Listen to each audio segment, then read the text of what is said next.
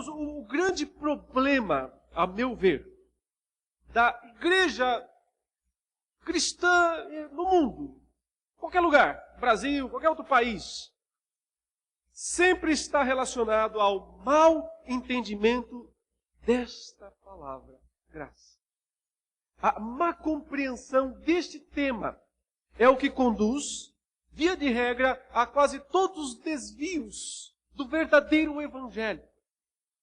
Por isso foi tão importante para a igreja lá do século XVI, para a igreja dos reformadores, pregar a respeito da graça de Deus. Porque eles entendiam corretamente que a compreensão do que é a graça de Deus promove na igreja purificação, compromisso, fidelidade, transformação. Mas a má compreensão produz todo tipo de erros, vícios e de destruição da verdadeira mensagem do Evangelho. Por isso é preciso compreender bem o que é a graça de Deus. Qualquer igreja cristã vai usar essa palavra o tempo todo, graça, graça, graça. Mas muitas vezes sem a correta compreensão do que ela significa. E há dois erros comuns em relação à graça de Deus. São extremos, pontos extremados. Mas eles nos ajudam a compreender que há, claro, pontos intermediários aqui entre eles, e que não é difícil qualquer cristão, em algum momento, tender para lá ou tender para cá. O primeiro equívoco em relação à graça de Deus é aquilo que nós chamamos de legalismo. O legalismo, basicamente, é uma noção de que o indivíduo precisa cumprir por ele mesmo os requisitos, as estipulações, as coisas que são exigidas por Deus. De certa maneira, o sujeito legalista é alguém que tem grande convicção de que ele é pecador.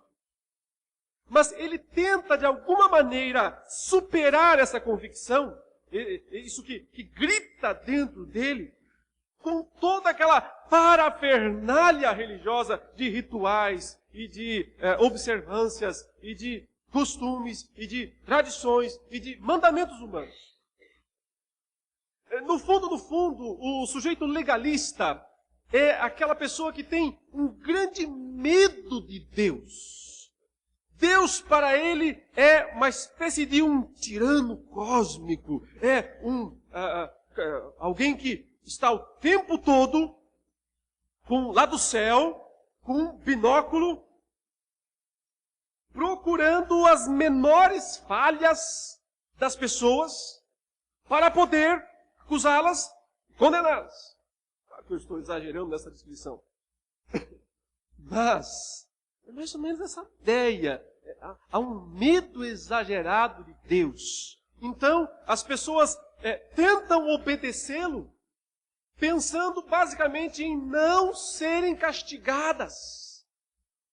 E não ser castigada envolve não perder também aquelas coisas que elas desejam ter. Não perder as bênçãos de Deus, não perder o céu, se bem que hoje em dia céu fala-se muito pouco, né? Nas igrejas de uma forma geral, as pessoas estão mais preocupadas mesmo com as bênçãos materiais. Então, pensa que se não cumprir toda aquela série de rituais, de estipulações, de ordenanças, não vai ter saúde, não vai ter prosperidade, não vai ter isso, não vai ter aquilo, o casamento não vai dar certo, os filhos, enfim.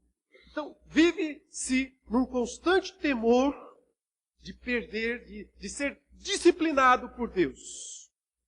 Essa é uma postura legalista. E o legalista, ele tem mais um sentimento, que é basicamente o seguinte. Ele pensa assim: eu faço tudo isso e ele não faz, o meu vizinho não faz. Então ele não suporta isso. Porque no fundo ele pensa, eu abro mão de todas essas coisas e ele não abre. Então ele se transforma num juiz do seu vizinho, do seu amigo, do seu irmão. Por isso que é difícil lidar com os legalistas. E todos nós somos um pouquinho legalistas, mais ou menos. Ora mais, ora menos. É algo difícil de arrancar do nosso coração essas posturas muito legalistas. Mas o outro lado da moeda é aquilo que nós chamamos de posição mais liberal. Ou poderíamos dizer, libertina, né? Então, essas pessoas, se os legalistas têm muito medo de Deus, os libertinos, digamos assim, não têm medo nenhum. Para eles, Deus é mais ou menos aquela figura daquele Papai Noel, né? Só fala ho, ho, ho e tem um saco de presente para dar para as pessoas. Ou seja, Deus não fala coisa nenhuma, Ele não tem exigências, Ele não tem uma postura de cobrança. Deus é um paizão. E você pode fazer o que você quiser, que Ele vai sempre perdoar. Então, o libertino, digamos assim, é alguém que pensa que o pecado não é importante. Uma pessoa pode fazer isso, fazer aquilo, que vai dar tudo certo. Que Deus não vai condená-la, que Deus não vai abandoná-la.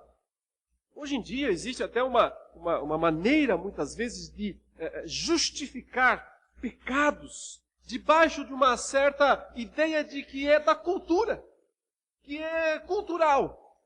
E coisas culturais não são nem pecaminosas, nem boas, elas simplesmente são. Então, existe uma onda interessante hoje nas igrejas de muitos crentes que falam palavrões. Aliás, tem até uma Bíblia traduzida na internet com um monte de palavrões, como se fosse uma Bíblia voltada para o jovem, né, do mundo, que usa um monte de palavrões. Põe palavrão na boca de Jesus, na boca dos apóstolos, coisas absurdas, realmente absurdas. E qual é a justificativa para isso? A justificativa é que palavrão não é pecado. Palavrão é uma coisa da cultura, é da sociedade. As pessoas falam porque tem a ver com os relacionamentos sociais. Portanto, palavrão não é pecado. É uma justificativa para não só falar, utilizar, como para fazer uma própria tradução de uma Bíblia utilizando. Veja aonde vai, aonde se chega com certos argumentos que, no fundo, estão baseados numa ideia de que o pecado não é importante. E não tem nenhuma preocupação com isso. Deus é bom, Deus é amor, Deus sempre vai perdoar, Deus sempre vai, no final, dar tudo certo. São duas posições que solapam a graça de Deus. A primeira, porque meio que a ignora, pensando que o nosso relacionamento com Deus depende do nosso esforço, depende do nosso mérito. Então, isso é o legalismo. Outra posição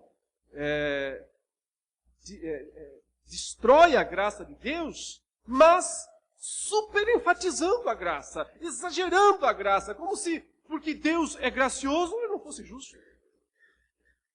Porque Deus é gracioso, ele não tem mais qualquer padrão legal que ele exige das pessoas.